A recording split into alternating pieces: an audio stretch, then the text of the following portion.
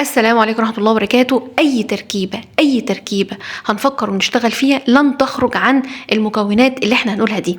ازاي اوصف بقى المكونات دي صح؟ هي عبارة عن أول حاجة البروتين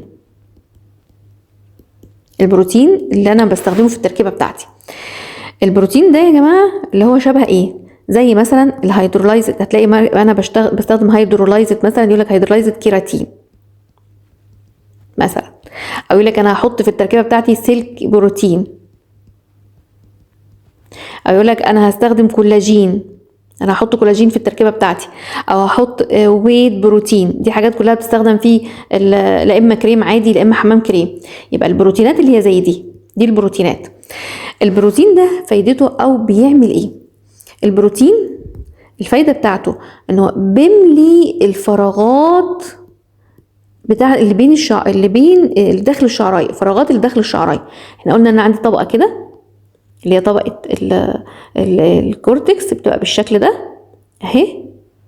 فانا مثلا عندي هنا فراغات، دي فراغات، فالبروتين يقوم داخل بقى على الفراغات دي مليها، فهو بيملي الفراغات.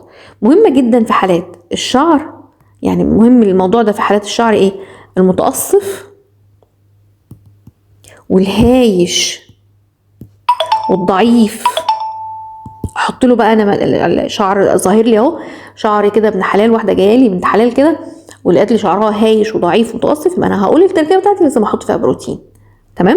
وخدوا بالكم ان في فرق بين كلمه هايش وجاف. هايش يعني هو شعرها ناعمه كل حاجه وبنت حلال ومفيش حاجه، بس هايشه تقول لك انا شعرتي والله بتبقى كويسه جدا ومجرد ما تنشف تقوم هايشه، يبقى انا هنا التركيبه بتاعتي هقوم داخله فيها ايه؟ اقوم داخله فيها بروتين. تمام. بس ناخد بالنا ان انا لو زودت، رغم ان البروتين بيدي بيشيل هيشان وبيقوي الشعرايه، ولكن الزياده عن الحد هتفقد مرونته، هتخليه مش مرن. المرونه مهمه هنا، فهنا المرونه مش هتبقى عجباني، فالبروتين بيتحط لحد معين الى ان يحافظ على القوه بتاعه الشعرايه، ولكن لو زاد عن الحد هيتقلب العكس.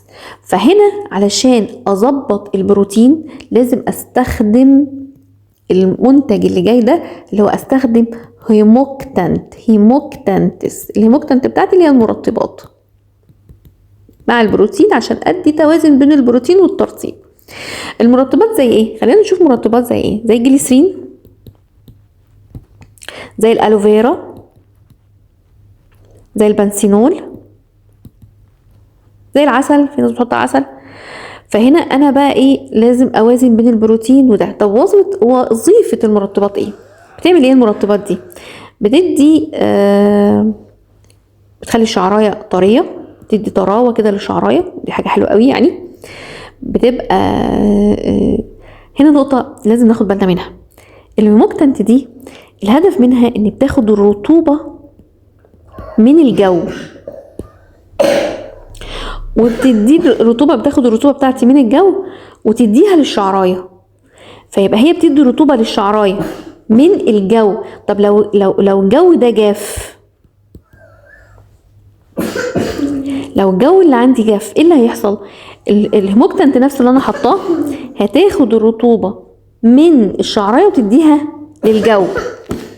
معلش بقى بنتي انا يعني انا بديلكم المحاضره وبنتي ايه؟ نايمه، فهي الصوت.